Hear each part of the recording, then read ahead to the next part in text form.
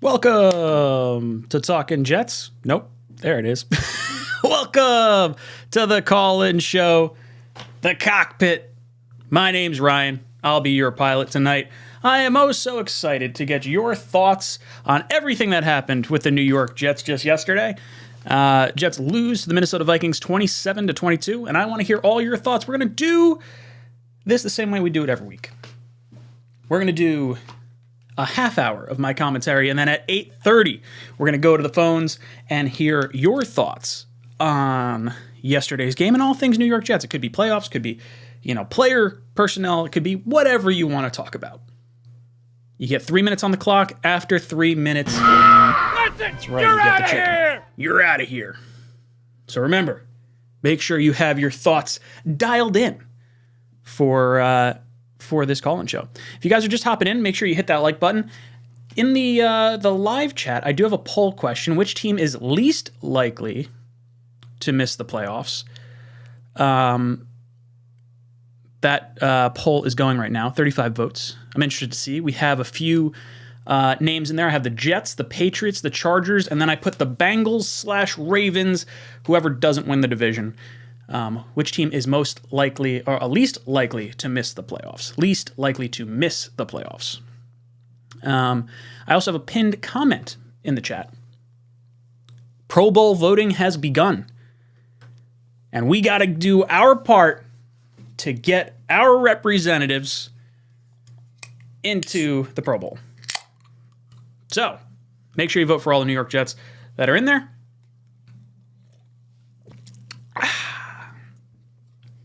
Trying to get my Bluetooth working over here. I realized before I started this, I never got it set up. But I guess I got a little bit of time before we actually start taking phone calls, so I will let it figure itself out. All right. Let's take a look at the notes I have from yesterday. Go through some stuff. So yesterday, Mike White finishes 31 of 57, 369 yards, 2 interceptions. He had the final interception on 4th and 10 on the goal line. That was the backbreaker, the one that actually ended it. So he started his game with a pick, ended his game with a pick. Garrett Wilson goes off. 8 receptions, 162 yards. Zonovan Knight has himself a day, over 100 all-purpose yards again. This kid has been very impressive. I've very much liked watching him play throughout these last 2 weeks. And I think he has made James Robinson, expendable. And Joe Douglas is pretty smart. He's not going to lose a 5th-round pick if he could only lose a 6th-round pick, and he's not getting worse production than he was getting. I think Bam Knight is playing, I would say, second-best running back that we've seen this year so far. Now, granted, that is against 2 defenses that are worse than what we saw at the beginning of the year, so that's I guess, sort of a slight at Carter. If Carter plays, maybe he doesn't get quite as many yards. But I think he's impressive. He's a one-cut runner. I'm excited. After having a day to kind of digest this whole loss and really think about, how I feel, it's just, I'm looking at it, I'm like, man, we just lost to a good team. And we hung with them the whole time. If we started faster or just finished drives, we scored on 6 possessions. 5 of those were field goals. Can't have that. When you're playing the number 2 or number 1 seed, whatever they are, in the NFC, you have to bring your A game, and the Jets didn't bring their A game, and they were still in position to win that game with just 3 minutes left. Everything within 3 minutes, the Jets had an opportunity. Defense did their part, got the ball back. They made some big-time sacks on 3rd down. They had the Quinnen Williams sack, and then they had the one sack where it was kind of like a gang tackle. Really liked seeing that from our guys. But yeah, overall, I'm not particularly disappointed. Even some of the frustration I have at the play calling, close to the goal line, I have issues with that. But then there's also like, Conklin's got to catch balls. Barrios has to catch the ball. White has to execute the play.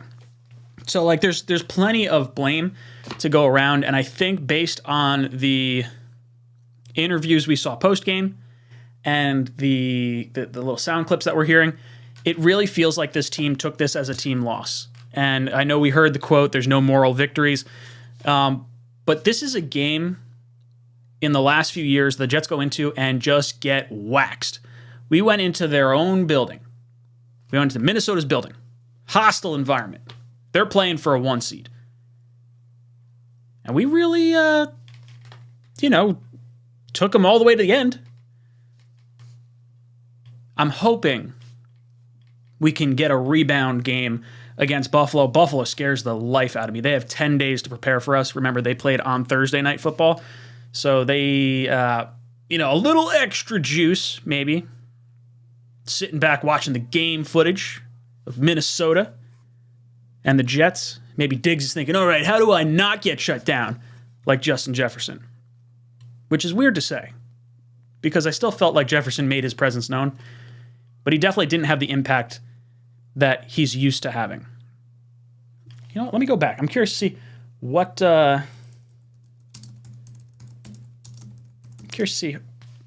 his stat line has looked like all year. So let's see. He had 45 yards. So we held him to his third lowest total. Against the Cowboys, he had 3 receptions, 33 yards, and he had 3 receptions, 14 yards versus the Lions. So it's really and then after that, like pretty much everything's like close to 100. The Eagles were close. The Eagles had 48 yards. So between the Eagles, the Lions, the Cowboys, and the Jets, those were the 4 teams that kind of handled, if you will, Justin Jefferson the best from like a yardage standpoint. Obviously, we still gave up the touchdown. Not ideal, but if you tell me we hold Justin Jefferson to 45 yards, I'm telling you we're winning that game. Even the backs. Like, they had 100 yards between Dalvin Cook and Madison. 100 yards total on 23 carries. They had the 2 touchdowns. That was the dagger. I saw a clip from Sabo that was showing the movement on by the 2 wide receivers, or maybe it was a tight end and a receiver on the Vikings. Should have been blown dead. Madison wound up making the touchdown on that play. I know there was a little bit of frustration with the refereeing in that game from some fans, but overall, we just did not execute the way we needed to execute. I feel like we are a better team than we showed, given the ranks that we see from the Minnesota Viking defense. That defense is better than their rank would suggest.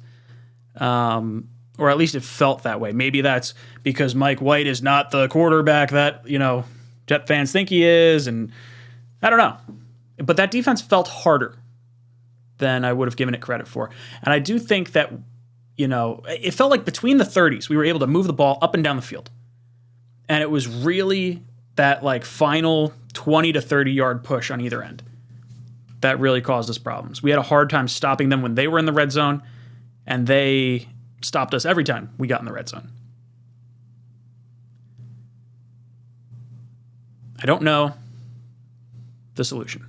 Hawkinson didn't do as much damage as I would have thought. He had 33 yards receiving. He could have had a monster gain. DJ Reed completely blew a coverage. I would say this was his worst game. Now, he was sick from what I heard. He had some type of, I don't know if it was fluid in his lungs or something, but he was on oxygen the whole game. So if this is what a hamstring secondary looks like, I'm feeling pretty good about it. I really am. J-Boy says, we beat ourselves. That's probably a good way to look at this. Joe S. says, play of the game when Mike White misses Garrett Wilson for an easy touchdown. There's a few plays of the game. That was a big one. That was one you gotta have. And I know Mike White was sitting there looking at it saying, oh, man, I had him open. That was 75 or 80 yard touchdown written all over it. But then you look at like, okay, if you don't get the shoestring tackle on Corey Davis. He's running in for a touchdown. If Garrett Wilson doesn't have his toe step out of bounds on that long play, it was fantastic. If he didn't step out that little bit, that's a touchdown. It's crazy. I think that was my biggest takeaway is the thought of this is a game of inches. Kind of like my sex life. I was going to crack that joke in the normal one, but I figure, the guys that hang out in the live chat, they'll have a little more fun with that one. Game of inches, my friend. Jets were close. We just couldn't close.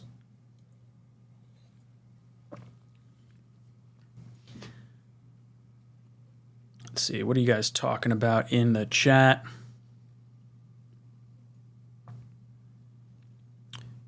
Champstar says, the other quarterback's poor play is disrespectful to the rest of the team. Are you talking about Wilson? Is that what you're kind of getting at? Albert Jimenez says, the squad donning Mike White t-shirts is not something I support. I find that to be very disrespectful to each and every quarterback on the roster. So that's what you were responding to. It's not disrespectful. They can kick rocks. If you don't want them wearing shirts, play better quarterback, Zach. Sorry. I'm all about team camaraderie. Hawk, thank you for the nice touch on the room. I got the tree that's a Santa hat up there. Little Christmas lights, of course. And then when you get the side view, get a little bit of, I don't know, looks like almost baby clothes Santa stuff. With like little underwear and things like that. Mrs. Claus hung up all his stuff to dry. I don't even know what that's for. If it's supposed to be on like a tree. You know what? Let me switch. See if you guys can see it. Because it's weird. No, you definitely can't see it. See, look. I got like a clothesline. Of like Santa stuff. I guess it's normally probably put on a tree. Who knows? Gary says, I think it was mostly a case of the Vikings playing exactly as their mantra, bend but don't break. They made the plays when they needed to. Yeah, their defense really felt like the bend but don't break. So maybe their ranking is earned based on like the yardage they give up, throughout between the 30s, and then their stoutness is deceiving when you get to the red zone, because I was caught off guard with how well they kind of prevented us from doing what we wanted to do. Even running-wise, I didn't feel like we accomplished exactly what we wanted to accomplish. Like, as much as Knight had himself a pretty nice day, I wasn't super confident with each run. Like, he had a few longer runs that were pretty nice. Yeah, I mean, you look at the other running backs. Like, aside from Elijah Moore, because I won't factor him in as a running back, 2.5 yards a carry for James Robinson, 3 yards a carry. I guess it's only 1 carry for Ty Johnson. I don't know. I was surprised how good they were. Luca says, thoughts on pushing for Lamar in the offseason. I would say I'm not against it, but I'm not particularly for it. I would say he's probably option 3 or 4 on my list, just because of the cost in trade compensation and the cost in contract that you're going to have to give him. And I'm not going to lie, I'm looking at like the Broncos and Russell Wilson. I'm like, oh man, they're screwed for like 4 years. Like, that's brutal. If Watson is bad in Cleveland, they're screwed for like 4 years. No picks, no nothing. Like, that scares me. I trust Joe Douglas on this, though, because I feel like he probably still has some strong connections within the Ravens organization. And I think if he goes for Lamar, it's because he has confidence they'll be able to do it. And he'll be able to succeed here. I do think him with this offense is scary good. Like, the Jets are really good at running the ball. And we have the tight ends, so he can take advantage of the tight ends the same way he was in Baltimore. I don't know. I saw a stat flash the other day when they were talking about Justin Fields during the Bears game. And they were saying how a running quarterback, the most rushes a quarterback has had and won a Super Bowl was Russell Wilson. And I think it was like 64 or 69 rushes in a season. And like Lamar and Fields like blow that number out of the water. So pushing for Lamar, I'm not going to push for it, but I wouldn't be against it. Luca comes in also saying, or Jimmy G. So Jimmy G hurt himself yesterday. They're saying it's not a Liz Frank injury from what it appears like right now. So he may not be out this season. Even if he is, do you trust Jimmy G to stay healthy for a full season? That might be the bigger issue with trying to sign Jimmy G. Like, is he going to provide enough of a difference from Mike White with the escalated contract, with the injury history? Like, is that enough to offset? Or do you go with, say, Mike White, and then you bring in someone else, maybe someone that Joe Douglas might have a little bit of inside knowledge on in Gardner Minshew? Obviously, spending some time with Philadelphia prior to coming here. Maybe he's got some connections there. If they like Minshew, then maybe there's an opportunity for him and White to compete here. I'm not against that. If White looks like a good quarterback, then I think you could bring in Gardner Minshew and say, hey, look, if you beat Gardner Minshew, this job's yours. No issues. I still like Jimmy G personally, but the health, the cost of contract, and the difference of play between him and Mike White is something we're going to have to weigh very carefully. I'm not sure how it works. Hawk says, Zach's legs are a threat in the red zone, and that was clearly lacking yesterday, just saying. I completely agree. I said that yesterday during the game stream after, like, for the post game. It felt like you would want to have Zach in the red zone, like, inside 10 yards because his legs are so dangerous. Like, you don't trust him anywhere else. But, like, run the 2 quarterback package. Zach, you're gonna be red zone package. White, you're going to be the rest of the way. But, yeah, I completely agree, Hawk. I think the running aspect of quarterback is incredibly important to have, and that's just not something that we really have with Mike White. Disregard Papa says, heard what Jay Jettis said about DJ Reed and the Jets. I saw something about it. You guys are going to have to remind me exactly. I think it was in response to DJ Reed saying Jefferson beat him on one route or one snap, and he was like Reed was sick, and that was sort of the excuse. I think that's what he was talking about. He said, oh, you got, like, I don't remember. Something about, like, getting beat up. I like a little fire. There needs to be more hate in the NFL. I say that because I really like the rivalries, and I really like the passion that fan bases have with arguing players and whatnot. Let's see.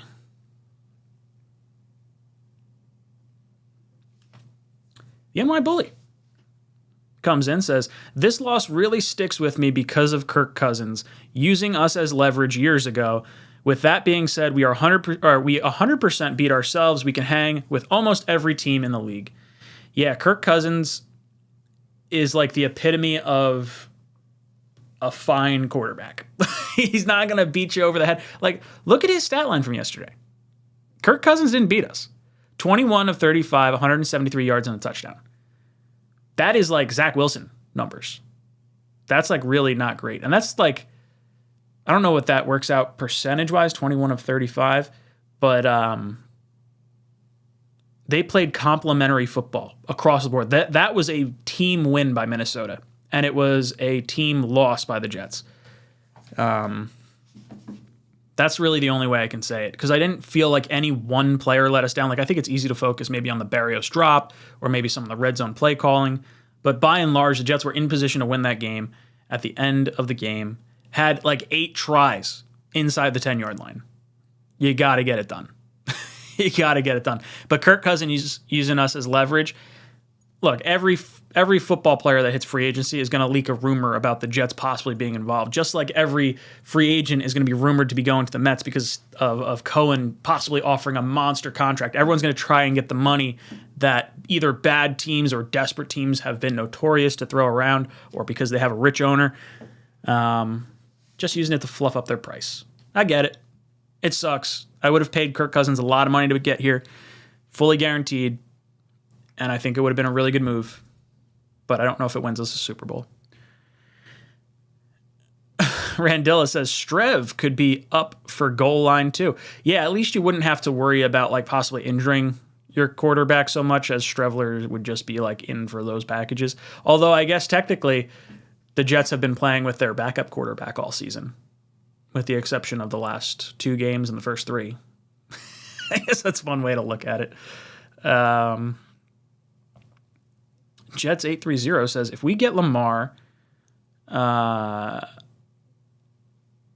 JF will still think Zach Wilson is the GOAT.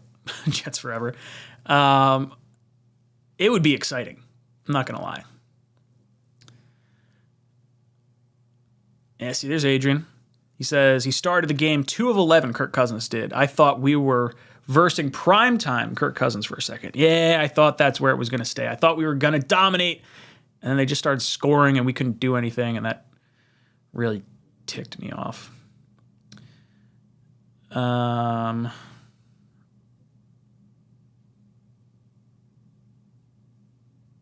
Ooh. Jess 830 says Jimmy G can't last long like Ryan's sex life. Hey, I've got a little trophy. She's 5.5 months old now. Proof. Proof is in the pudding. Oh, I love you. Italians loving the Irish says White's completion percentage was terrible and his QBR was poor. Anyone who thinks it was a stellar game is delusional. I wouldn't call Mike White and his performance yesterday stellar by any stretch of the imagination.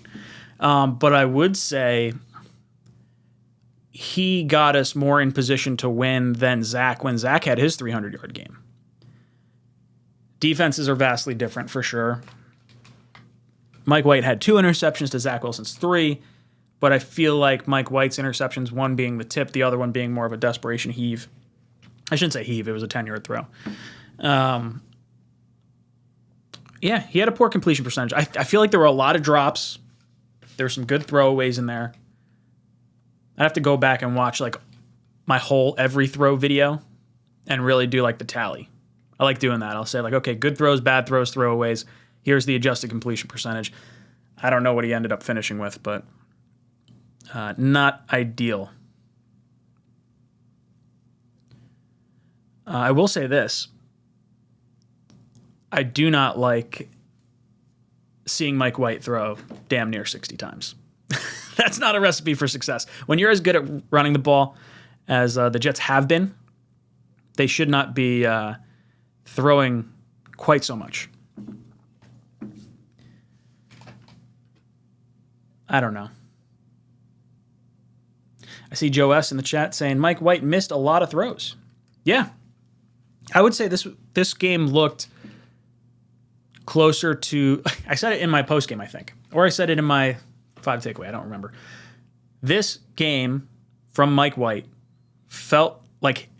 Mike White's bad throws felt like Zach Wilson's good throws, if that makes sense. Like he had receivers trying to contort their bodies. Like even the Berrios throw was a little bit harder. The interception was a bad throw to Corey Davis. Corey Davis got his hands on it, but tipped it up in the air. Really, the bad throw caused it. I thought Davis should have caught it, but, you know, that bad throw is the reason it got intercepted. So I agree. There was a lot to be desired from the misses that Mike White had.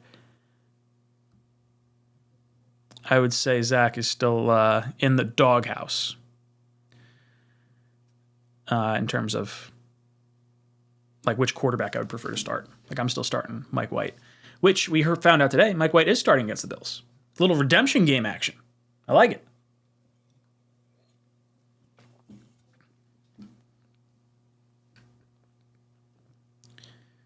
Let's see. Curious to see how interested you guys are in talking. It feels like the fan base overall from this game, not as like enthusiastic one way or the other. Like I didn't feel doom and gloom with like any of the comments that I really saw. And I mean, obviously we didn't win, so there's not a lot of excitement, but I'm curious to see what you guys feel. How you guys are feeling on this not so victory Tuesday. So let's do this. I'm going to go over to the Google Voice. Phone number is on the screen. You get 3 minutes to plead your case. After 3 minutes, I'm going to eject you. I think I have that all wired incorrectly. I'm pretty sure that'll work. So phone number's on the screen. Get 3 minutes to plead your case. I want to hear your thoughts on yesterday's game, the outlook moving forward, a little bit about the playoffs, what you want to do for next year. The world is your oyster. Do with it as you please.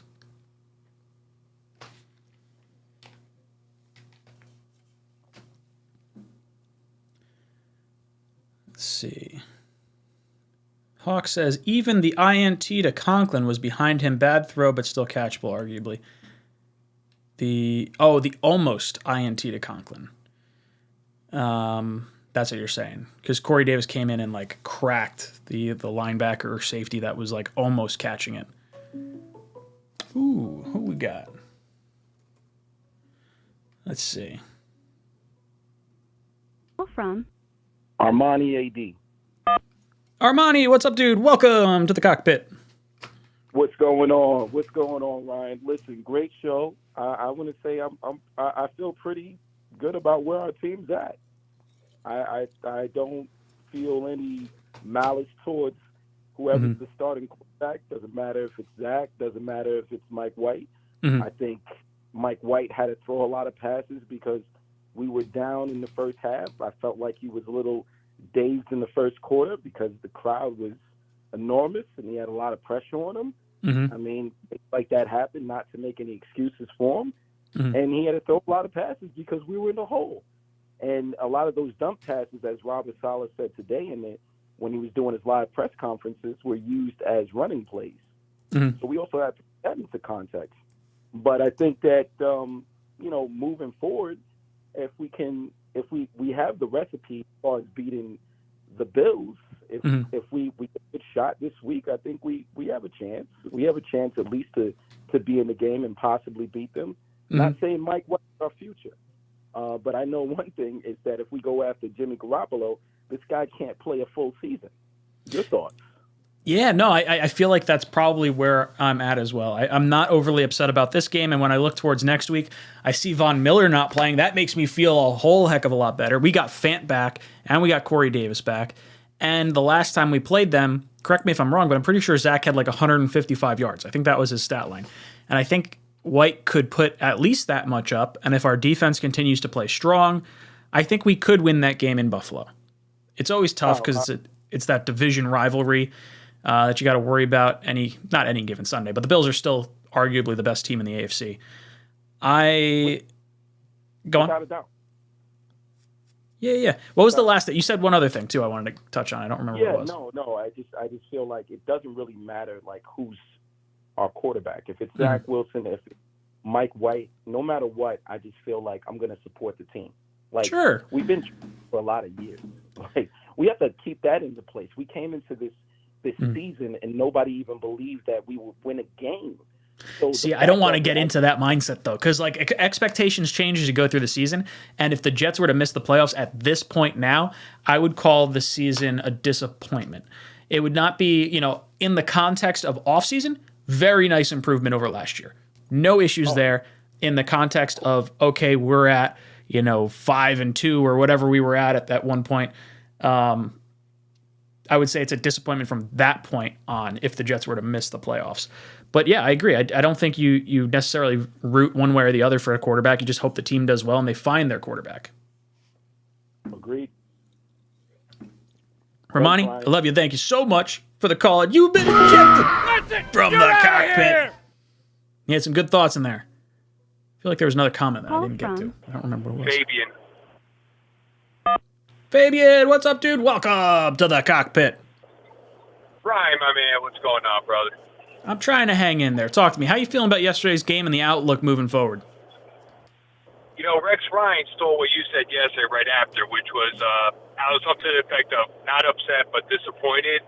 That's how I feel. But as far as the outlook, I'm still so impressed, man. And I'm a pessimistic. I'm going to be 43 tomorrow. Oh, congratulations. Happy birthday. Hey, thanks, brother. And it's not just the talent, which the number 17 is all-world talent. It's the depth. They lose Breece Hall. Then they make the trade for Robinson. But then they bring in this guy who's undrafted rookie, Zonovan. It's like, this is what good teams do.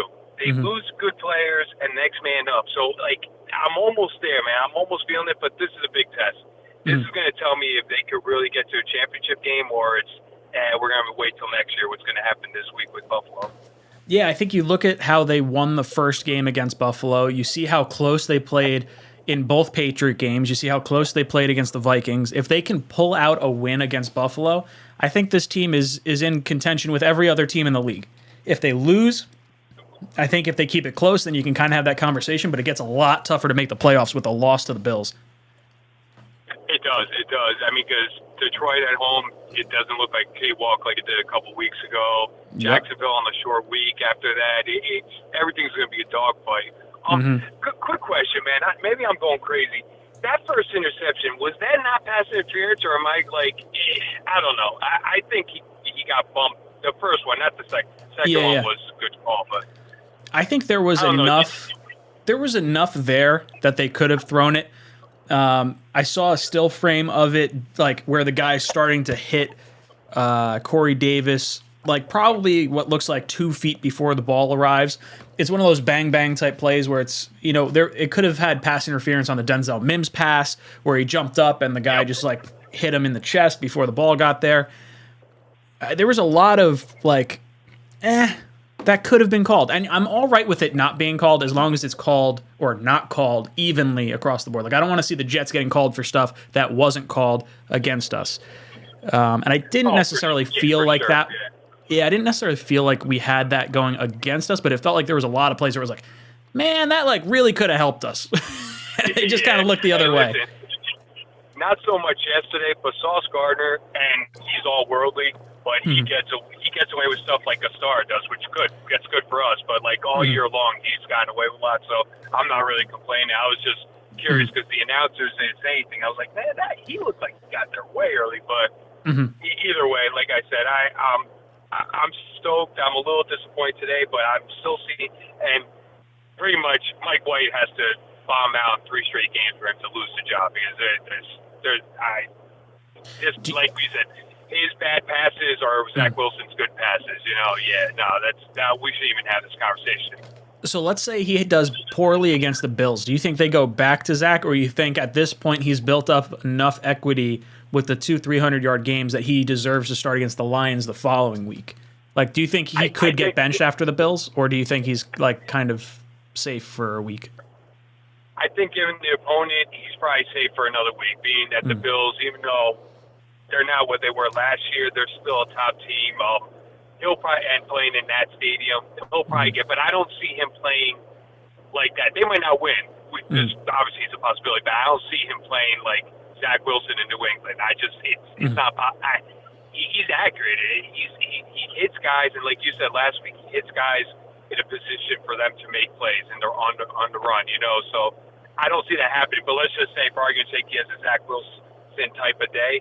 I think he'll get another week. But then if he has another bad day, then we'll reassess. And then obviously next year is next year. I don't know. I don't know. We'll see where it goes, brother. Thank you so much for the call. And you've been ejected from the cockpit. Call from Will. Hey, what's good, brother? Welcome to the cockpit. What's up, man? I am hanging in there. How you feeling about yesterday's loss and the team's outlook moving forward? Okay, so the only thing I have a problem with are the two throws that Mike White threw. Okay. One of them was to Wilson. It was like a deep route bomb on the right-hand side that he had to like dive for that he barely missed. Yep. And then there was another one that he threw it to the tight end, to the end zone, and he barely missed that one too.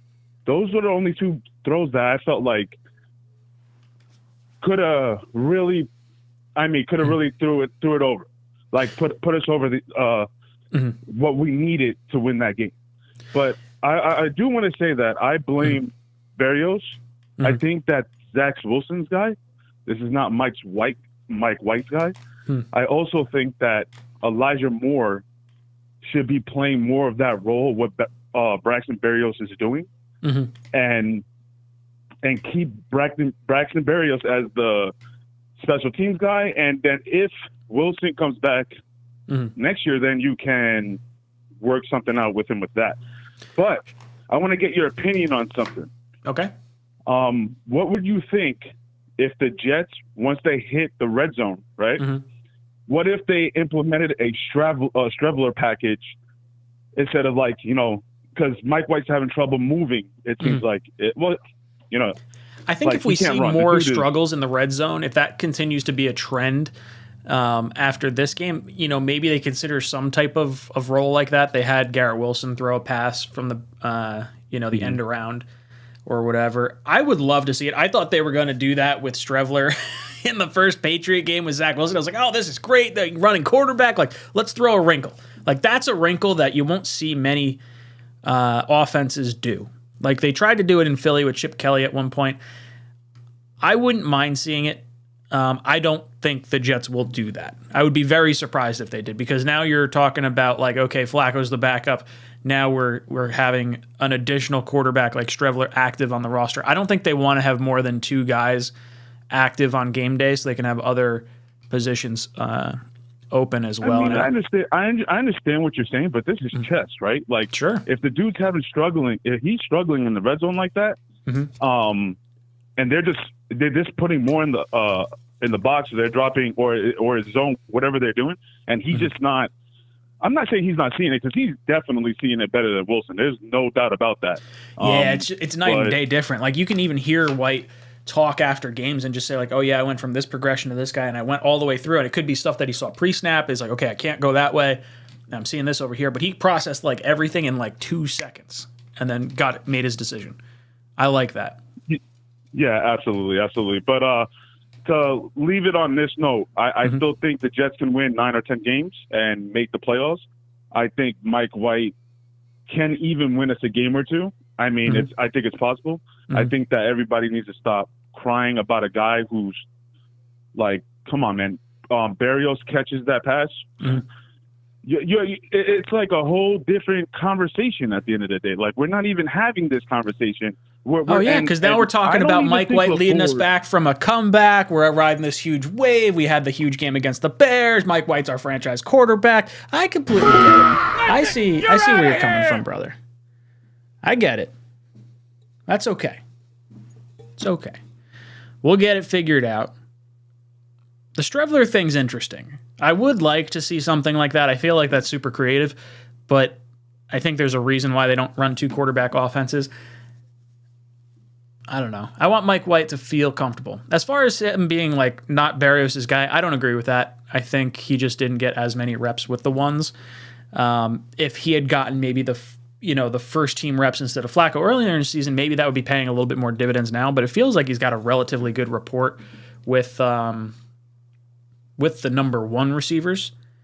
I understand blaming Barrios because he was the one that made the drop in the end zone. But look, Mike White's pass wasn't 100% great. Barrios should have caught it. I couldn't tell from the other angles if there was any sort of, if it was tipped at all just in front of him, and maybe it changed positions just a little bit. But man, think about how different this conversation would be. We'd be talking about the Jets winning last second against the 2nd seed in the NFC. The Jets would have leapfrogged into, almost first place in the division. Joe S. says it was not tipped. All right, so it wasn't tipped. I don't know. Call from Q Rivera. Hey, what's good, brother? Welcome to the cockpit. Hi, how you doing? I'm hanging in there. How are you feeling about yesterday's game?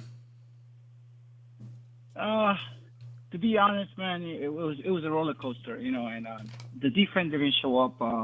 I guess the first quarter, the second quarter, they were not there exactly to the standard. They've been playing very, very good this year.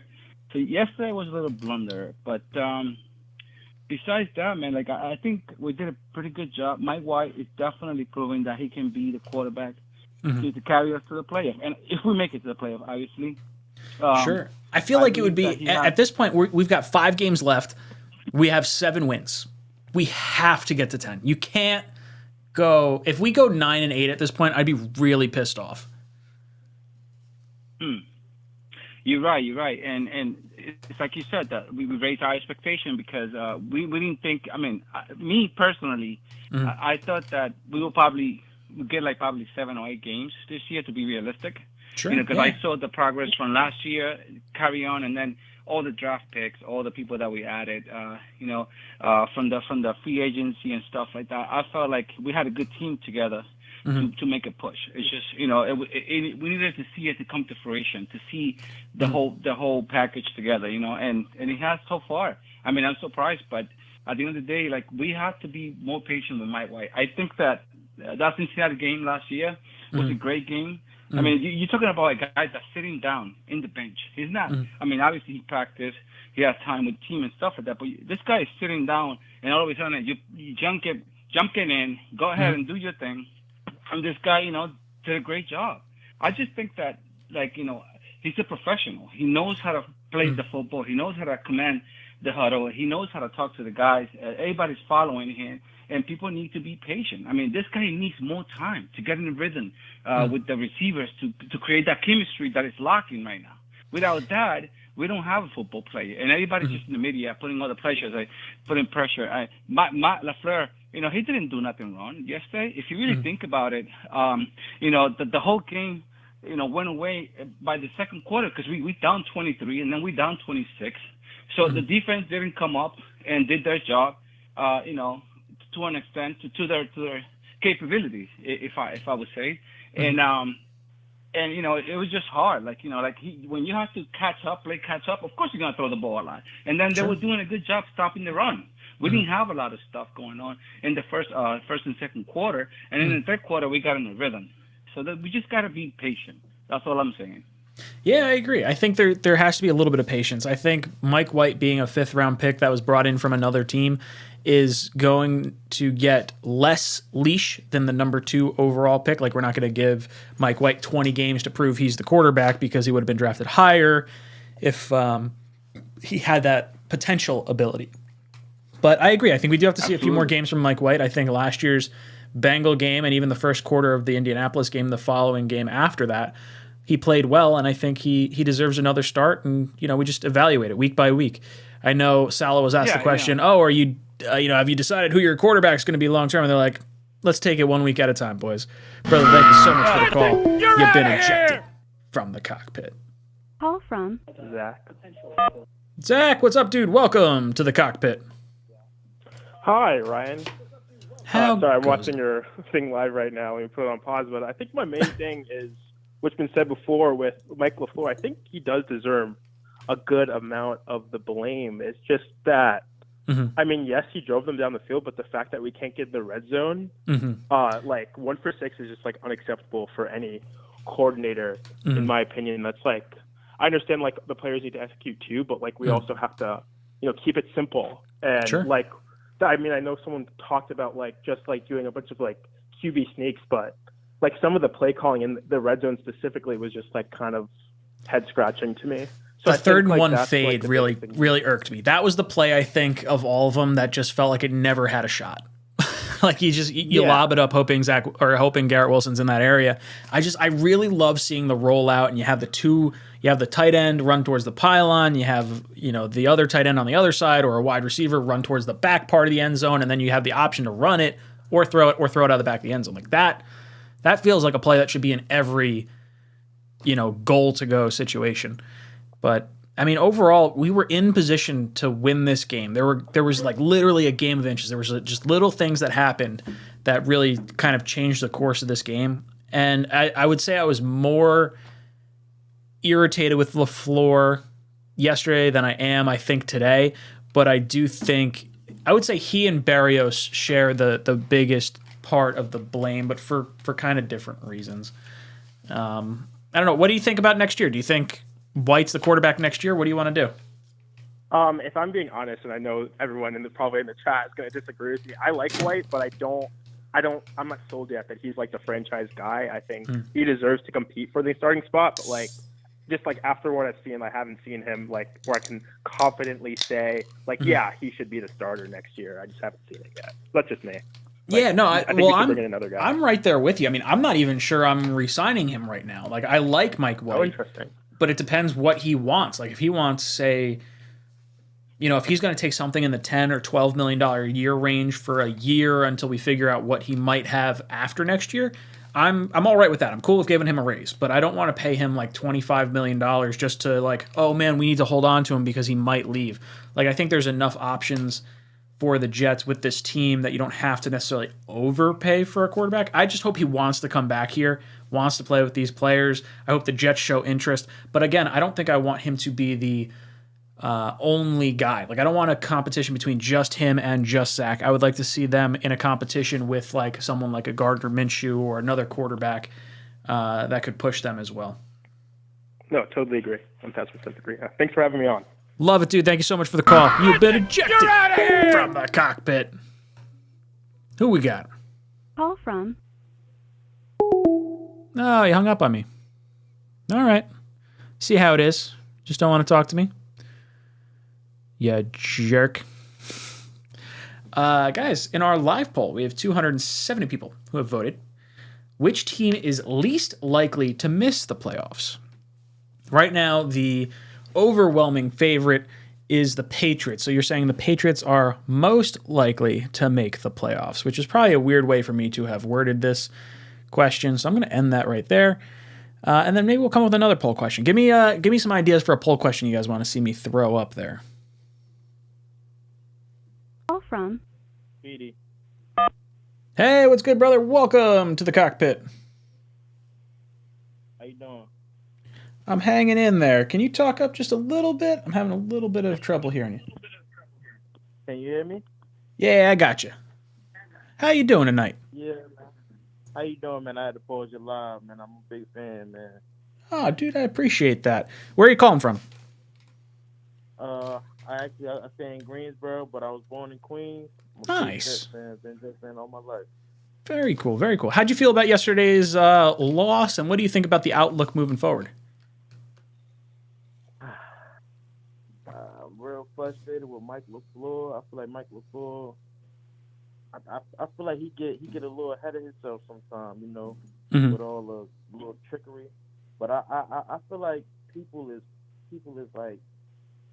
I don't feel like people is giving Mike White his flowers like he should get, because if Zach Wilson was playing the way that Mike White is playing, I feel like everybody would be praising him like, oh, we found our franchise quarterback. But being that Mike White is a late round pick, I don't feel like people are, giving him his flowers. Like he made big throw after big throw yesterday, brought us back all the way back in the game. So. I don't know, man, but I'm a Mike White fan. I feel like Mike White, he got a lot of potential.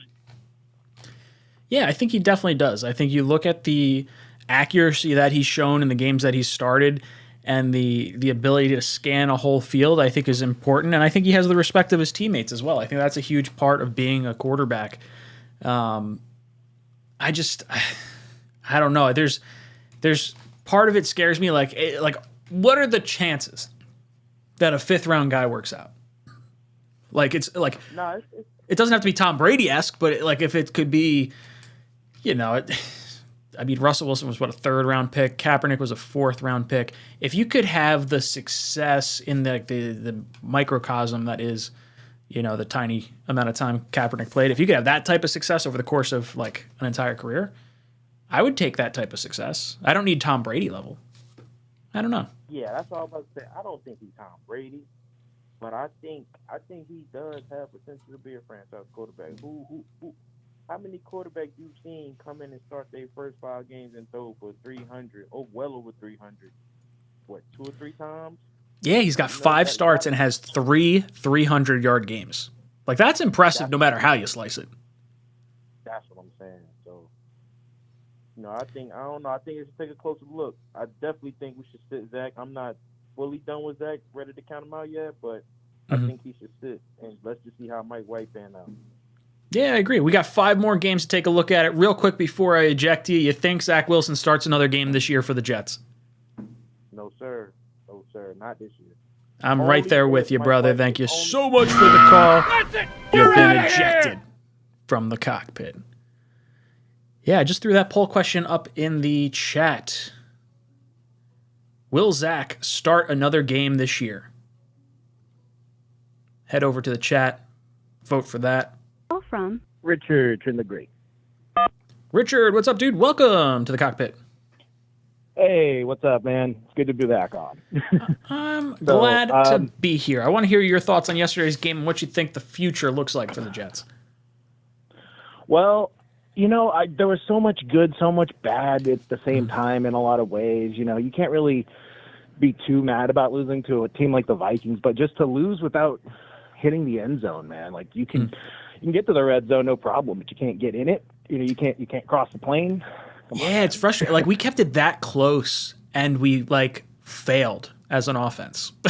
I guess that's maybe something to hang your hat on, or is it that are the Vikings defense that good that they held us to? I don't know if it's more on us or more on the Vikings stopping us. What did you see it one way or the other? I think the Vikings got kind of smoked in a lot of the deeper yards after carry type of plays, like hitting Garrett Wilson those couple of times, making a lot of yards after the fact. They seem to struggle against that. But then the second it was they can stack their box and just kind of hold us in there. Say what you want, good or bad, about Mike LaFleur's play calling. I mean, at the same time, hot damn, they definitely knew how to stop it then. Sure. Yeah, it's you watch everything we did, and it was just they were so stout as soon as we crossed the 20. And it's just so frustrating because I thought we were going to be able to I thought that was something we didn't have to worry about with Mike White. There's going to be someone open. He'll make the easy throw. We'll get a touchdown. And it just never came. Yeah. So, hey, I have a question for you. Let's say Mike White gets hurt or he doesn't do well against the Bills here.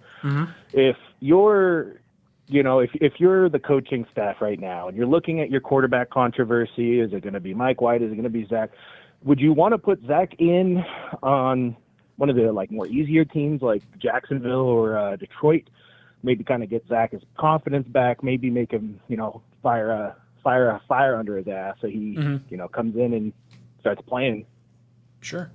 I would say this. I think if White gets hurt, then you see Flacco for the rest of that game because I don't think they'll have Zach active while White is starting. If White gets hurt, then the next game will be started by Zach Wilson. It won't be Joe Flacco. It won't be Strevler.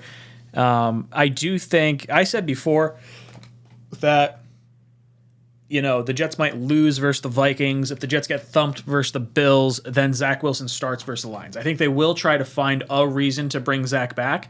But if White continues to have these 300-yard games and we lose, last second or something like that, White will continue to play. I think. Yeah, see, I don't know, man, because we talked about how Zach had that one game where he threw 50+ times and he got 300 yards. Well, it didn't translate into points. Sure. I mean, I'm not saying Mike White played badly. I'm just saying. No, but you're right. It didn't. Where it happened, it happened. Sure, it did not turn into points for the Jets yesterday. Where Zach Wilson, when he did throw for 300 yards, he did at least get, I think it was 21 points. I think he had at least the 2 passing touchdowns at Conklin. Yeah, I don't know. It's weird to kind of think about it. I'm of the opinion that as long as Mike White is healthy, I don't think we see Zach the rest of this season. I would be surprised. I think he's playing well enough where he would have to do something to get the ball back in Zach's hands, and I don't think that's going to happen unless he gets hurt. Yeah. All right, well, hey, thanks for having me on. Hit me with the chicken, my man. Love it, dude. Guys. Thank you so much for calling in. You have been ejected from the cockpit, and I can't do it while I'm on this other screen, so hold tight, because then I'll make the chicken sound in just a second. It has to switch back. I didn't realize I didn't set that up for this. I have it switched to this screen for 30 seconds, and we just so happen. Okay, here it is. Boom! You're out of here! You're ejected from the cockpit. Love that. I gotta see if I can create. I guess I would need 2 chickens because it's 2 different scenes. I don't know. It's all interesting stuff. What we got here? Call from Eli. Yo, Eli, what's up, dude? Welcome to the cockpit. Hey, man. I'll tell you what. Garrett Wilson is the real deal. Dude, he's a guy. I've been watching. I mean, I've been watching the Jets. I'm not too long, but for quite a few years now. I have never seen a player like offensively like him. Like no Absolutely. receiver. Honestly, to me, he has impressed me more than even. Listen, Brees Hall was so good, but Garrett Wilson is honestly impressing me more than he did. Well, that's what's so exciting, right? Like Brees Hall, as long as he doesn't have like the injury in his head with the ACL, like this offense is going to be incredible next year because of how good Garrett Wilson actually is and how good we know Brees Hall was prior to the injury. Like the Jets are not going to risk having a bad quarterback in 2023. Like I think they're going to make a serious move. I want to hear from you. Like where do you think the Jets go for next year? That's really the issue because I've done a lot of research and there's really not many good quarterbacks available. And the issue is because last year's draft was so terrible, no one really got a franchise quarterback except for the Steelers. So all the teams, there's so many teams this year that need quarterbacks, and there's such a high demand and there's so little supply. It's going to be really tough to get because I mean we have a championship caliber team. You want a championship caliber quarterback to maximize your opportunity, right? Sure. So it's tough because free agents. First of all, I'm not a big Derek Carr guy. We'd have to trade for him. He's a big contract. Not a huge fan of him to begin with. Free agency-wise, don't really want Jimmy G. Okay. I feel like he's going to cost a little bit of money, and he can't stay on the field. Like we just saw yesterday. I mean, I like the dude, but he's just so injury-prone. I can't bank our season on that. And now that's fair. You have and Lamar is not getting traded. Okay, as much as we want it, Lamar isn't getting traded. Aaron Rodgers can't get traded with his contract. So the other quarterbacks you have in free agency, then you have like Tom Brady, who is he gonna?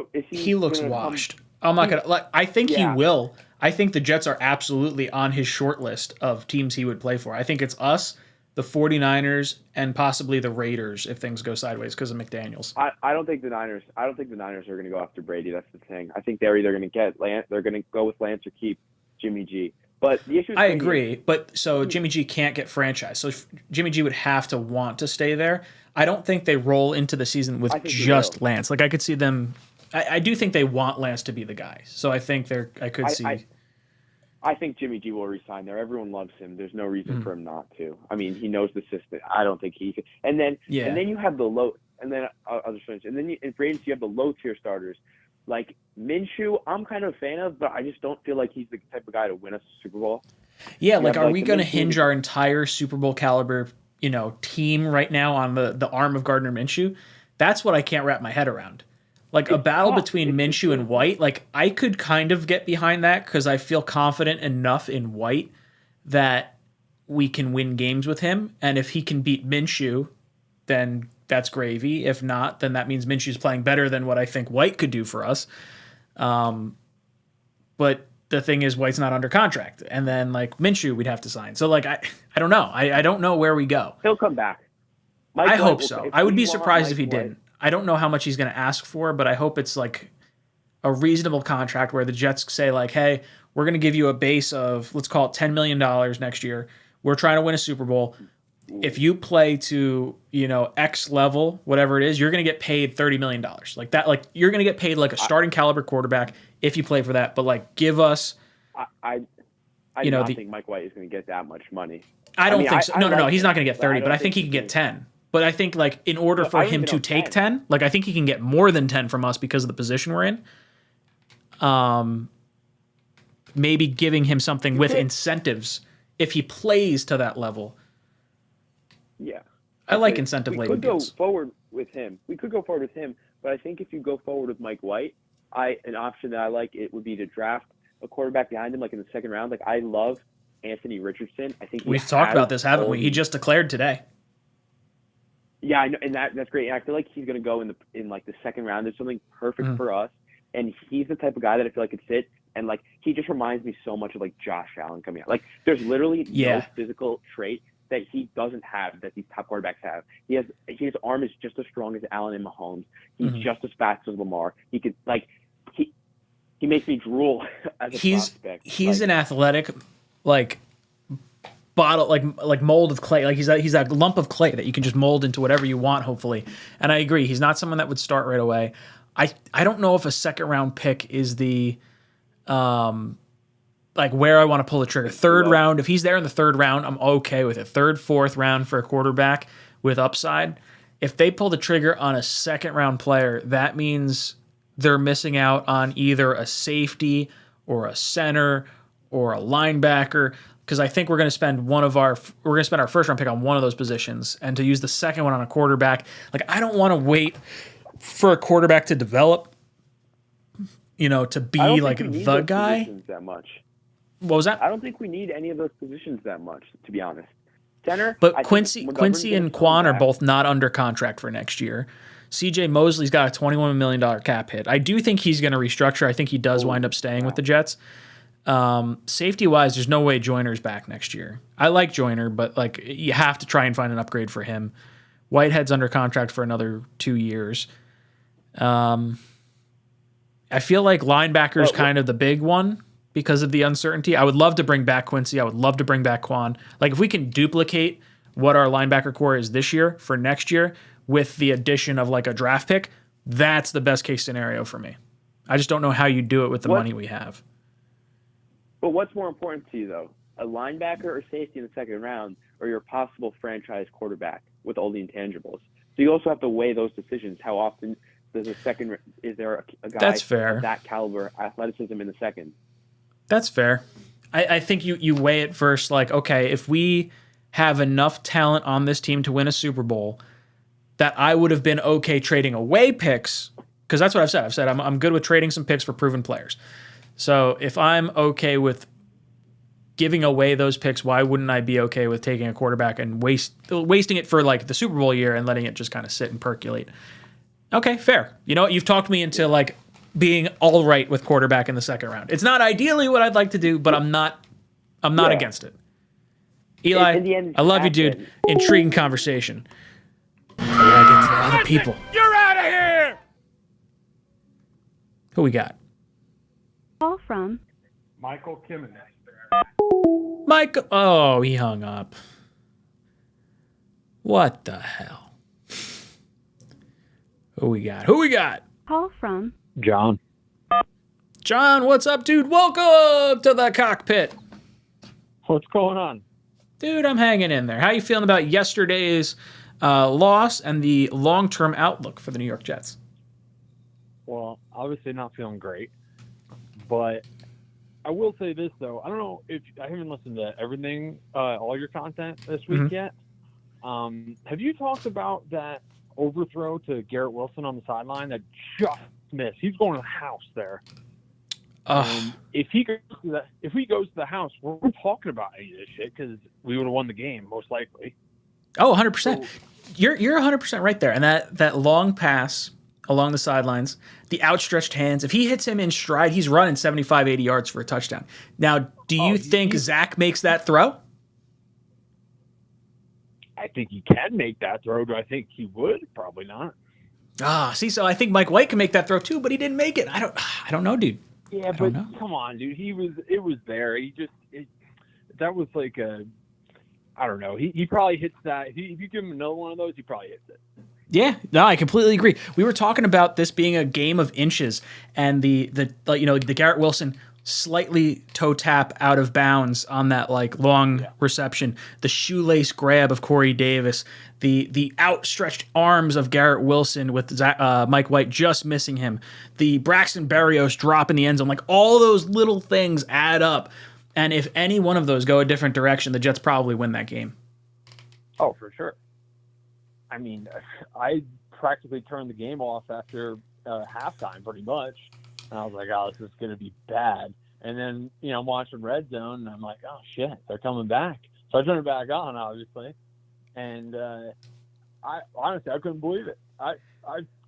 Previous Jet teams, that game is over by halftime. Over. I completely agree. That's something that we, like, as much as they say there's no moral victories and everything, like, I do feel that way. I feel like the Jets played well enough where, like, in other years, this is a game the Jets get the doors kicked in. It's like 41 to like 10. Like that's what you'd be expecting. Right. And this is a 10-win team we just faced. They're no slouches. It's not like we did this against like the Jaguars or something. Yeah, no, absolutely. Yeah, if there's a game to lose last second, the number 2 seed in the NFC is not the worst team to lose to. Right. I mean, it kind of sucks just because we're getting down to the point where we can't really afford to lose that many more games. Mm-hmm. And, next week's going to be a daunt. I mean, beating the Bills twice in a season is going to be damn near impossible. Yeah, that's what I think scares me. Like, I think the Jets have the talent to do it, but, like, do we really think we're going to sweep the Bills? Like, that's what I keep coming back to. Like, we got them last time. Like, I don't know if we're going to get them that second time. Yeah, I don't know. I don't know, John. John, you going to be on COD later? Yeah, well, maybe a little for a little bit at least. You better be. All right, dude. You've been ejected. You're out of here! John, we'll be dropping into the war zone. Who we got? Ah, you hung up on me. What the hell? Way to go. Way to go. Took me a second to realize who that was on the last call. I've known John quite a while. Call from James. James, what's up, dude? Welcome to the cockpit. Hey, Ryan. Hey, I was thinking about this. Why can't they put a package in? Let me shut this stupid TV off. Yeah, you wind up getting the feedback loop. In with that when they're in the, within the 10-yard line. I'm sorry, I missed the name that you said. Have a package with who? Zach. Oh yeah. Well, I mean, yesterday he was inactive. They kept it as White and Flacco, but that we were kind of talking about that before. It's like, man, I'd almost want to see the mobile quarterback in there in the red zone because it creates that extra threat. I don't know how you do it and still have like a competent team. Like, I feel like when you start putting in 2 quarterbacks, you start sending all sorts of mixed signals. No, I understand that. I don't think Zach is done. I really think, though, he does need to sit for a while and just try and work on his footwork fundamentals. Do you think he plays another game this year for us? No, I wouldn't play unless Mike White gets hurt. I wouldn't put him in this year because I think it's going to take time. I think he needs to go back to his the quarterback coach and really relearn his fundamentals. Aaron Rodgers sat for 4 years. Let him sit for the final 7 weeks. Let him really. You really need it to get into his head that he's near to failing. Sure. And maybe that will motivate him to basically go back to the beginning. He's got to get the fundamental stuff down. I don't know if you saw it, but the old Ram quarterback did a Kurt Warner. Yeah, of the really bad game that the second game Zach had, and it was incredible to watch because he's showing you this one play where you could clearly see he's like, this cornerback has his back to that player. That's where the ball should go. As soon as you see that, you should know this is where you go with the ball. Instead, he went to the other side and he wound up throwing an interception, trying to force the ball in. There's just things he's missing that, if he gets his fundamentals down, he's got so much talent. And so I want to hear what's your plan for next year then? Like, do you want to see Zach be the starter next year? Or are you trying to bring someone in? Or are you trying to bring Mike White back? Like, what's your plan for next year? I need to see how Mike White finishes this year. He looks like he can be, the thing is this. Do you think Mike White can beat a guy like Mahomes in the playoffs or Josh Allen? Sure, yeah. I feel like everyone can agree there might be some physical limitations there, for sure. Let's say Mike White let's say he has, over the next 5 games, he has 2 more 300-yard games. He has a few mid-200-yard games, and the Jets get into the playoffs. Let's say he loses the playoff game at that point, because I feel like if he wins one, you can't not bring him back. But let's say he loses the playoff game. What's your outlook for next year? Based on what you're saying, I'm seeing a quarterback that's just good enough to get you to the playoffs, but not good enough to win a Super Bowl. Exactly. So what do you do? Like that's the biggest part. Like, do you just go for the home run ball and say, hey, throw everything at Lamar and try to get him? Or like, I don't know. No. you're never going to win with Lamar. I don't think you can win with him. Mm-hmm. They need a quarterback. Lamar is a running quarterback, and I don't think you win with running quarterbacks. And I do don't agree. know I if think Lamar scares me enough where you won't have the draft picks, which I'm okay trading draft picks because of the way Joe Douglas finds talent through undrafted free agents, waiver wire trade, that sort of thing. But it's the money and handicapping yourself. And like, just in case he does get hurt, like, I don't think he's leaving Baltimore anyway. I think Baltimore is going to franchise tag him at least 2 years if they don't wind up signing him long term. But I would trust in Joe Douglas to find us another quarterback. If it ain't Zach, if he can never get it right, then I trusted him that he'll find one. Probably not in the first round. I mean, there are other guys that came in as third, fourth round picks who are legit quarterbacks, like the kid on the Cowboys and Russell Wilson when he was at Seattle. Don't know what the hell's going on with him now, but I love it, brother. You've been ejected from the cockpit, saying a lot of good things. I would say if I had to rank quarterbacks that I'd want, at one point it was definitely, it might still be that, Jimmy G, Carr, Minshew would be like my three, where Minshew could kind of slide around that list a little bit more, depending on what happens with Mike White. From Max. I would say Lamar's probably fourth on my list. To accept, press 1. Hey, what's up, Max? Welcome to the cockpit. Yo, Ryan, what's up, man? I'm hanging in there. How you feeling, and what do you think about yesterday's loss and the long-term outlook for the New York Jets? I like Mike. You know, he looks like an NFL quarterback. You know what's funny? I watched who's that? Who was leading the 49ers? Some Jimmy G? 7th round pick. Oh, no, Kaepernick? Jimmy G got injured. Whatever his name was. Oh, right? You're talking about Purdy, like the actual guy. Yeah. Brock Purdy. Yeah. So you watch him play, and all I can think about is, how does this guy look better than our number 2 overall pick? It's that offense, right? Like, it feels like every offense that goes into or every quarterback that goes into the Shanahan system, whether it be with Shanahan or with LaFleur, like we've seen Josh Johnson, Mike White, Joe Flacco. I know. You know, Pickett, Ritter. Like, I've said this over and over. We've seen a bunch of quarterbacks have success with the system, and for Zach Wilson not to have any is enormously concerning. I love watching my 2 guys, right? Rich Eisen and crazy Uncle Joe on Monday. You know? I love Rich Eisen. Rich Eisen is my favorite Jet fan, I think. Oh yeah, dude, he's the best. You know, and you know, I'm totally on the crazy Uncle Joe train. Just run Mike White out there for the rest of the year. He looks like a fucking quarterback. He does. Like I completely agree. He was missing. He was a little off, but a little off is what Zach looks like on a good day. Like that, like those bad passes we saw from White, where we're like criticizing where they actually hit, was Zach on a good day. Like, that's what's crazy to me. And I think you're 100% right. I think you have to go with White the rest of the year at this point. I mean, unless the wheels really come off, the rest of the team believes in him.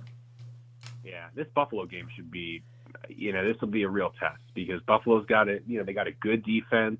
They're going to pressure the shit out of him. But White has looked pretty good under pressure.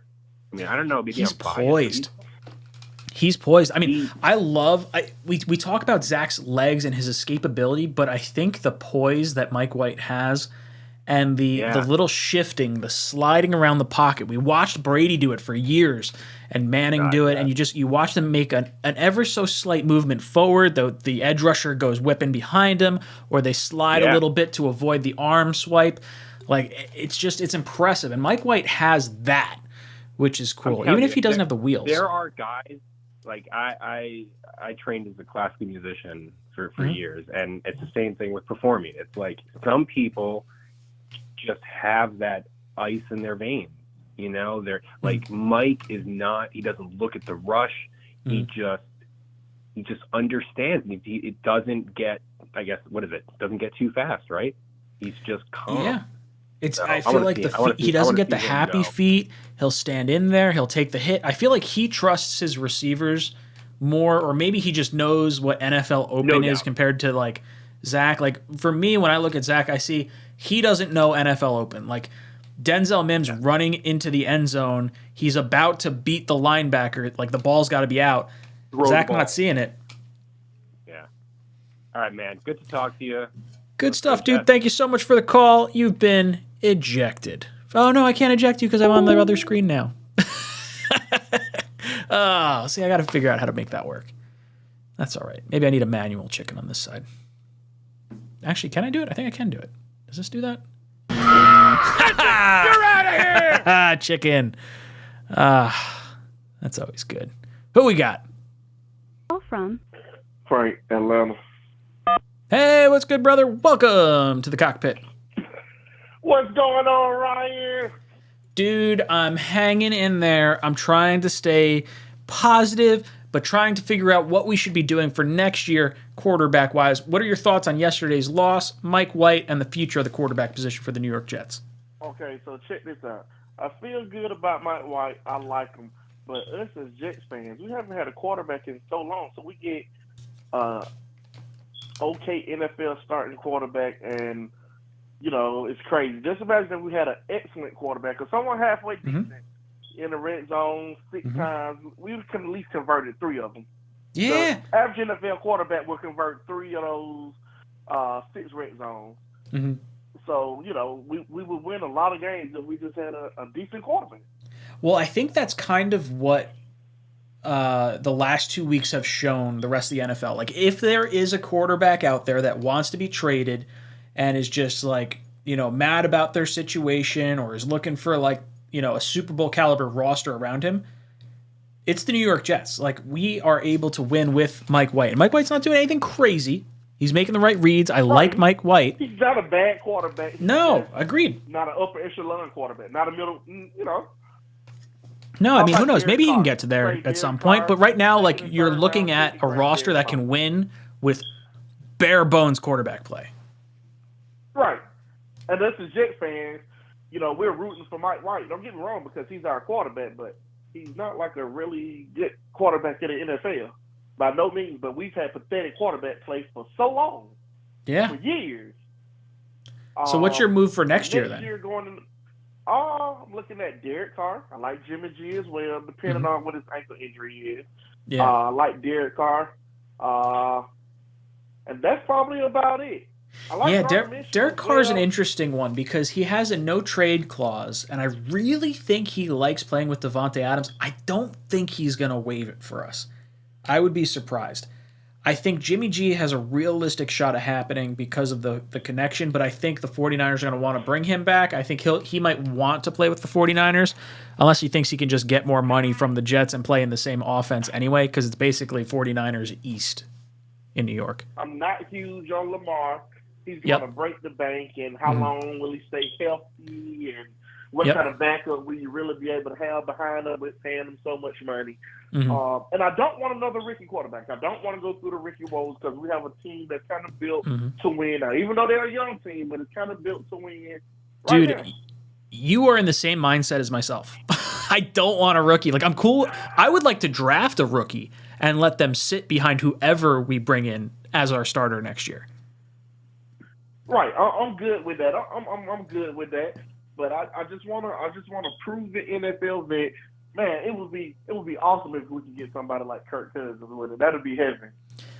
Yeah, right. Like that. Imagine how different this team would look if you still had Kirk Cousins under center for or if you had him at all under center for the New York Jets. Because now all of a sudden you have, 3 other second-round picks. I mean, you probably don't have Sauce Gardner. You probably don't have Garrett Wilson. Like, it would be a slightly different team. But having Kirk Cousins level quarterback play is what we're hoping Mike White can provide us, I think. That's what I'm hoping for. We'll see how he play out these. Brother, thank you so much for the call. You've been ejected from the cockpit. Who we got? Carson. Carson, what's up, dude? Welcome back to the cockpit. What's going on, Ryan? Dude, I'm hanging in there. Talk to me. What did you feel about yesterday's game? What do you think about the Jets' outlook looking forward? All right, so 3 things. The last caller talked about Derek Carr and Jimmy Garoppolo. First off, that's not going to happen, with all due respect, just due to the fact that we know how Joe Douglas operates, and he's a bargain bin guy. He's not going to put $35 million on a quarterback. I'm sorry, he just won't do it. From what we've seen from him, he's not going to do it unless he's worth it. If we're getting Lamar Jackson for $35 million, sure, I think he'd do it. but not for Jimmy Garoppolo or Derek Carr. I'm sorry. So do you think Garoppolo is still going to command that much money even with the injury that he suffered? Like, I feel like Jimmy Garoppolo with the injury might be that, not a bargain bin, but like a high floor bargain with not so much of the price that you may have otherwise. A desperate team will pay $35 million. Yes, a desperate team will pay $35 million for Jimmy Garoppolo. I don't think we're desperate. I really don't. No, I don't think we are either. I think we can. I feel like we don't have to be desperate. I just think we need to have some options, which is where I'm a little concerned. If Carr's not an option, if Lamar's not an option, like, do we think Minshew is enough of an option to not have to feel pressured to go after Jimmy G? Let Ryan Gardner Minshew stop. Come on now. Well, okay. What quarterback are you looking at for next year? Is it Mike White? Is that it? Can I be honest? Can I be honest? Yeah. Why can't Mike White be it? I'm confused. Oh no, he absolutely can. But I'm just saying, are you hinging prime Breece Hall, prime defense, everything? You're hinging our whole Super Bowl caliber roster on the arm of Mike White next year. Well, so let's talk about Mike White for a second. Sure. We've seen Mike White in five games for the Jets. I believe 3 career starts, if I'm not mistaken. 3. It's 5 starts, 6 games. He started 6? No, started 5, came in for 6. He came in halfway through the Patriot game last year. Okay. So we saw last week against Chicago, which I believe I can shred up the Chicago defense. They're pathetic. Okay. Mike White yesterday. Yes, the Vikings have the worst pass defense in the NFL, no doubt, right? And I see a lot of Jets fans commenting on the fact that, this is Mike LaFleur's problem and not Mike White's problem. Mike White played a great game. Mike LaFleur was calling the plays. I mean, Mike White made some quality, top-notch NFL-level throws. 4th down and 10 on a 10 and out to Corey Davis to keep the game in check. You're talking about the Garrett Wilson slant down the sideline for 15, 20 yards. I mean, you're talking about a guy who makes the right reads. He won't throw a ball that's poorly thrown like Zach. I think Zach just chucks shit up to chuck shit up, right? But I think Mike White plays within the offense, like I believe Robert Saleh has said before.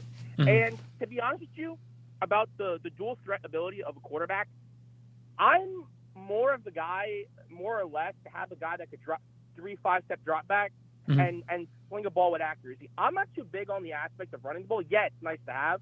I get it. But it would be a secondary trait for sure. I think the elite quarterbacks have mobility. Like, I don't think Mike White, because of the I don't want to say lack of mobility, but because he doesn't have that athletic running style, I think he's capped at a certain height. But I think his floor can be incredibly high. I do think that he can be a starting quarterback for us. With the roster we have, if we go into next year as us saying, okay, Mike White's going to be our only guy, like, I want Mike White plus some competition for him, and Zach Wilson's not competition for him in my mind. So I feel like that would be a...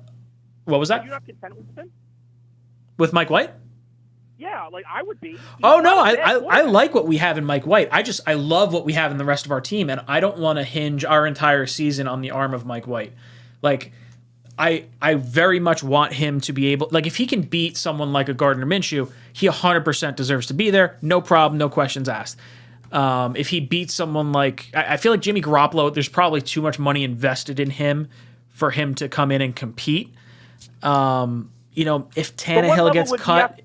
If Tannehill came in and you had Tannehill and White, like, I feel like White, at some point, you want your quarterback to beat a certain level of other quarterback. And I feel like Tannehill or Garoppolo, or maybe not Garoppolo, but Tannehill or Gardner Minshew, someone like that, he could beat. I have no problem with him being the guy. And I think he can be the guy. I just don't want to go in and risk our entire season on him or Zach next year. You want competition? Absolutely. Yeah. Awesome. Okay, Ryan. Have a good show, buddy. Love it, dude. Thank you so much for the call-in.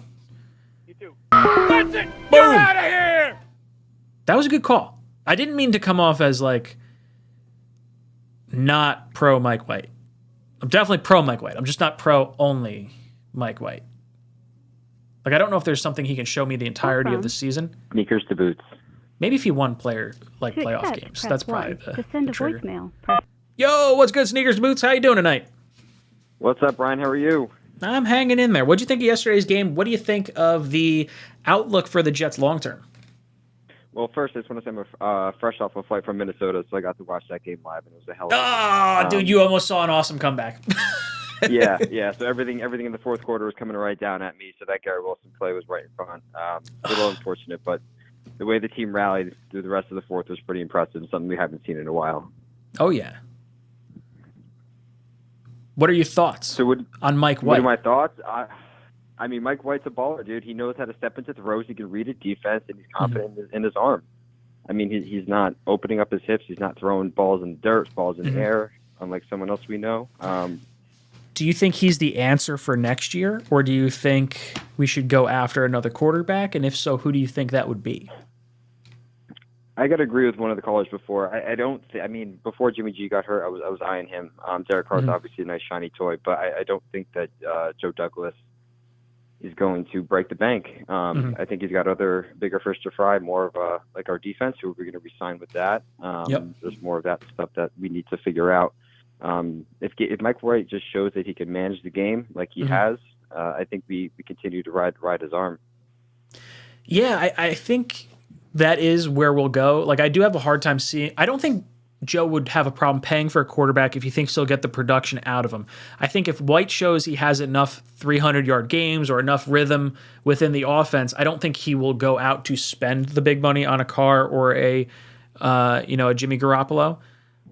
But I have a hard time like looking at Mike White and looking at Joe Douglas and the team he's assembled and saying, okay, these are the two quarterbacks we're going to roll into next season with. Like, I feel like next year has to be a Super Bowl caliber season. I mean, maybe that is what we have with Mike White, because maybe we win those two Patriot games with him at the helm instead of Zach, and then now all of a sudden you're looking at a team that's 9-3 or whatever we are, instead of 7-5.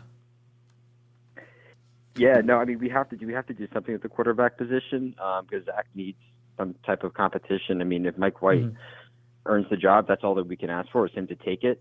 And the locker room has fallen for him as of right now, right? Like, Gary Wilson's saying that he'll go to war with him. Everyone's sticking together. And Zach needs to be pushed. He was given everything when he got here. I mean, we had the unfortunate passing of Greg Knapp. I think that kind of threw a real big wrench into the plans.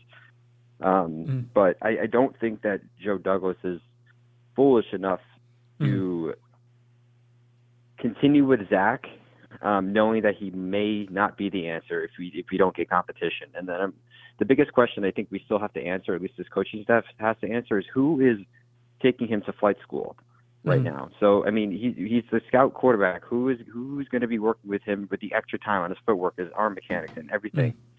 The film I think room, you hope it's Calabrese, right? During the season. Halfway through the season, though, when they have other things that are going on, when Mike White is still on his fifth start, that was his fifth start. So, yeah, like how many resources are they pouring into Mike White versus your number 2 overall pick? Maybe they're not helping Mike White and they're pouring all of it into Zach Wilson, or vice versa, and then maybe that's not good either. That's an interesting thought. I hadn't considered that.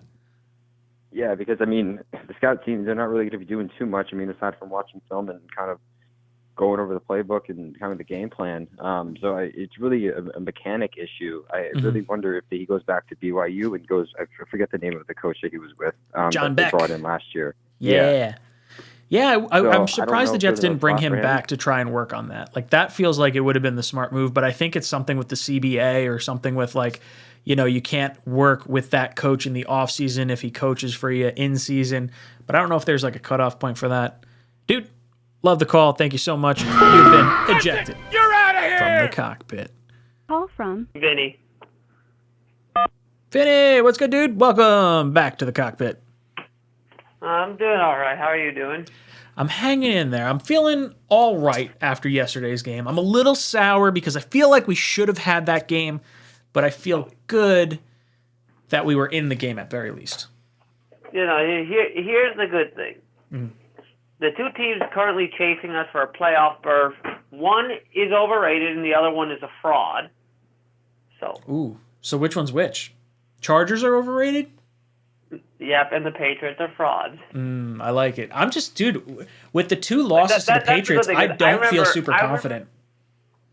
I remember leading up to the game Thursday night, I saw so many people wanting the Patriots to win so we could play for the division, and I bet all those guys are glad they were wrong. Yeah, well, hey, look, I'm glad I was wrong. I'm not going to lie. I wanted the division. I wanted the Patriots to win because I felt like the Jets were good enough to win the division, and I still feel that way. But now because of this loss and because of like other things that happened, now we got to start really thinking like, all right, we got to start winning games. We probably have to win 3 of the next 5 to get into the playoffs to have a shot. And 10-7 Well, with the here's the good tiebreakers thing. may not do it. Well, here's the good thing. We already beat Buffalo.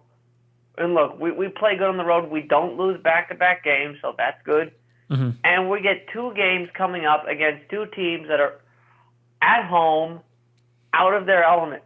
2 dome/warm weather teams that are going to be playing in late December Mm-hmm. in the cold, especially the Jaguars, because they're playing at night. Yeah, no, you're right. There's definitely the weather aspect will come into play with those games. I'm hoping that is the home field advantage the Jets have. Now, of the Bills, Seahawks, and Dolphins, are there games that you either fear or think the Jets should lose? Like, I feel like the division ones are the bigger Honestly, questions. I'm not scared. I'm not scared of the Dolphins. After what the Niners defense did to them, Mm-hmm. let's be honest, that's the same thing that our defense did to them. We laid the. That's so Yeah. like, I think the that's the thing. So, I think it's the unsure and they were nature of what Tua is versus our defense. Like, I'm confident in our defense, but I also don't know. Like, I didn't see Tua play against him, and I'm seeing him have a good season. So, yeah, but you saw him have a clunker against the 49ers defense, Sure. and I'd say our defense is just as good. is in a similar category to that defense, so I feel confident. Sure. Yeah, no, I think that's a fair way to look at that. And like I said, in the Seahawks, let's be honest, they're not as good as their record. They've had some breaks. So They've put it had this some way. weakness. I Their think defense I is- look at the 5 games left on our schedule, and I say, okay, the Jets can win all 5 of them. I look at it I agree with also that. Like I and said, say we could probably lose 4 of them. I would be really upset if we lost the Jaguars. The Detroit getting Jamison Williams back, if he potentially clicks in 2 weeks, like that could cause some problems, but we should be able to beat Detroit. I don't think he's going to click into. I don't think like he's going to be able to get up to speed in 2 weeks. I don't think that's feasible. Vinny, I love you, brother. Thank you so much for the call. You've been ejected from the cockpit. Got 23 minutes left in this call-in show. Make sure you hit that like button if you're hanging out in the chat, just listening to stuff. We got a poll question in the chat. Will Zach Wilson start another game? Yes or no? Vote on that in the live chat, as well as the pinned comment. Go over there and vote for all our New York Jet players to make the Pro Bowl. From Welcome to the cockpit. Sorry, dude. Who we got? Chris from Florida. Oh, damn! Chris from Florida, how you doing tonight? What's going on, Ryan? All my Jet fans, stand up and get me a J-E-T-S. Jets. What a game. What an exciting game, man.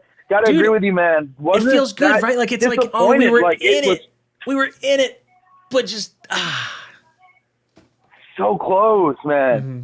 And you know what? It's going to put a harsh on some people, but this is kind of the reason why I feel like Mike White, look, I love how he played. Love how the players came back and, you know, Ryan started off rough and then came back into this game, you know, read his cues and everything. I like the way the guy plays. I'm still not 100% convinced that he's a starter for our team, but I will say, like, he would be a great person to lead a future quarterback. If I were to have another rookie, or if anything, if I could get into Zach Wilson's ears and say, hey, dude, you need to let Mike get into your ear. Like, this is your mentor. Like, I don't know what Joe Flacco is doing for Zach Wilson as far as like talking to him on the sidelines, but you know, I feel like Mike White is that guy that I can definitely say when my quarterback is hurt or he's not getting everything together. I feel like this guy can definitely be the one to strive us and put hope back into our hearts that the season's not over. You know, Mike White is the only reason I perfect say that is backup because of quarterback. Like he's exactly what you want in a very stable quarterback, like a very high floor. You know, could have a game like, you know, Fitzpatrick where he just goes off, but like, I guess I struggle with do you hinge all of next year on him? That's where I'm like, that's my thing too. Because you know what? If we look at it, if Mike White could lead us to it, could we not be looking at the same scenario as a Carson Wentz and Nick Foles? oh yeah, absolutely. I mean, I think there's a spark generated for sure, and I think Mike White can be that spark. You've seen this team play hard against two good teams. You know, I don't know. I think it's possible. Yeah, and then here's the other question: if you were to put something like that on in Mike White's standard, you've brought it up before. Who do we bring to like challenge him, or at least to be his backup? You know, Right. if you put all the cards on the table, then you have to bring in a capable quarterback. Do you hold on to Zach Wilson and say, "Hey, you're going to be now the backup to Mike White, the guy the guy who shadowed you"? You know, it's now reversed. Like, there could be some harsh feelings there. Or do you go for another, maybe a later round pick rookie, and then you teach him under Mike White to be like, "Hey, we've got someone set that we know will learn from Mike White's mistakes and build up." I mean, all I can say for sure, though, is I feel a lot of confidence with this team. Mm-hmm. Yeah, well, I think this team has confidence in themselves for sure. And I think, you know, next year, I think Zach's definitely here at least until training camp, if not beyond that. It would be interesting to see if Mike White was like the incumbent. It was like, okay, Zach, you got to play better than Mike. And Mike's going to be the guy in-house that is the starter to start this whole thing off. And then maybe you draft a guy in the second or third round. You say, okay, look, Zach, if you're better than this kid, you should be better than this kid. Hey, Mike White, if you're better than the second or third round pick, you can be the guy. Like, we're not overly investing, but we have three options that haven't cost us a whole lot of money. I just don't know if that's a Super Bowl caliber run that you're risking then. That's where I'm like, it's hard, so man. concerned. This is such a good team. I could definitely see. I mean, we've talked about it. The defense was beautiful. Came back after the first quarter, just really ramming on Cousins. You saw it on the video. He was hurting, man. Like, I wish we had one more good hit on him. I think we got to bench the guy. Yeah, dude. I was saying that at halftime with Green Bean and Matt. I was like, yeah, we've got to hit Cousins more frequently because you can tell after that last hit, he didn't want to have to keep taking those. And then, you know, they started, you know, the defense played better in the second half. They just couldn't stop the one touchdown drive. Chris, I love you, brother. Give me one more JETS.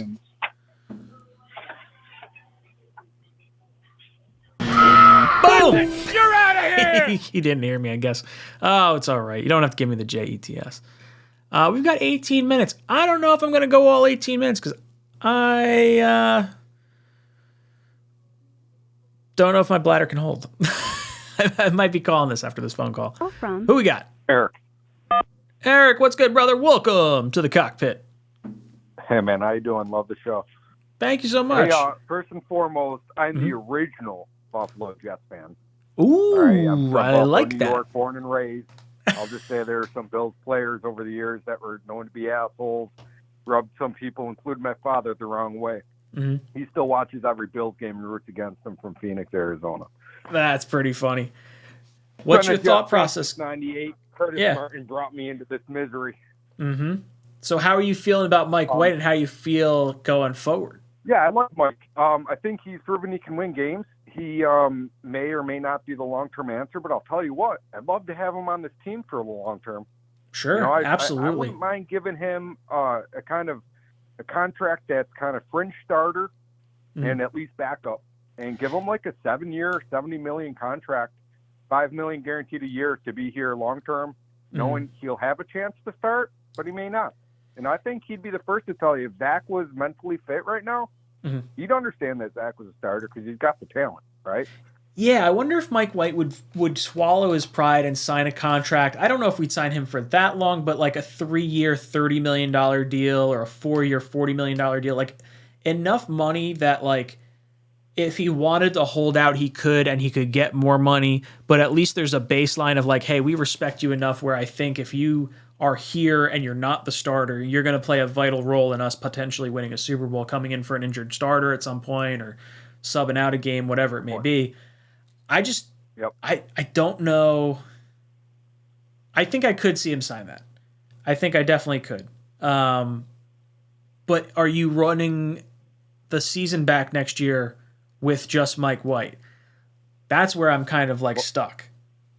I don't blow away the franchise in order to go sign somebody like a Jimmy or a Lamar. I think those things are ludicrous.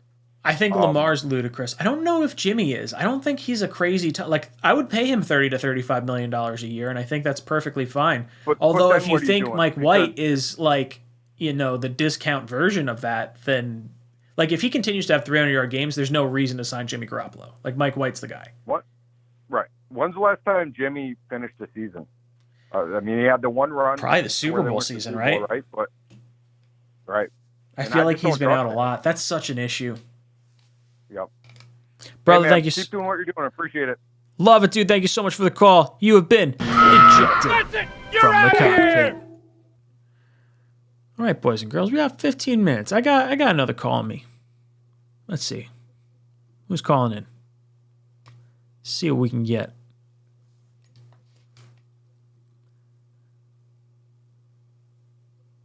Kingston. This is going to be an interesting thought process. Aaron Rodgers, perfect quarterback for Wilson to learn behind. This is 100% true. Like, I don't know if he would renegotiate his contract to be able to play here and get traded, and I wouldn't hate it for a year. Who we got? Call from. Hey, what's good, brother? Welcome to the cockpit. My dick run out and stroking my shit. All right. Who we got? Call from. Jack. Hey, what's up, Jack? Welcome to the cockpit. Hey, what's up, Ryan? I'm hanging in there. How you feeling about yesterday's loss and the long-term outlook at quarterback for the New York Jets? Long-term out. So yesterday I was a little disappointed. I was down in D.C. and I couldn't get the game anywhere. So I just kept refreshing my phone trying to follow it. Yeah, you're probably watching the Giants and Redskin game, I would think, or Commander game, whatever they're called now. So instead of the Jets, I got to watch a tie. Oof. Woof. But, yeah, long-term at quarterback. I like, at least right now, I like Mike White starting next year. Mm-hmm. And Zach behind him. Mm-hmm. And I'm one of those guys that keeps, pinging you guys on Tuesday nights about the draft. Because I'm, such a huge fan of the draft. I think, so it's a two-part question that I got. Mm-hmm. One part being, so there's this kid, Herndon Hooker from Tennessee. Yep, from Tennessee. Just tore his ACL. Do you think he's worth a mid-round selection? Sit back there and learn, even with that injury coming into the league, or is that too big a risk for you? I think for that one, if you're signing someone like that who's definitely not playing next year, or more than likely like a wash, like a redshirt season, I would go with a more proven veteran than Mike White. If Mike White's going to be your starter and you want to run it back with Zach and you want to take like a swing on a second or third round quarterback, I'd be maybe more apt to do that. I don't know if I want to waste a whole year on a quarterback that can't push White or Wilson. Right. I feel that. Mm-hmm. What's your thought? Would you want to bring him in? Staying on the, sorry? Would you want to bring in him? I think I would. I think, there are a couple talented kids in this draft.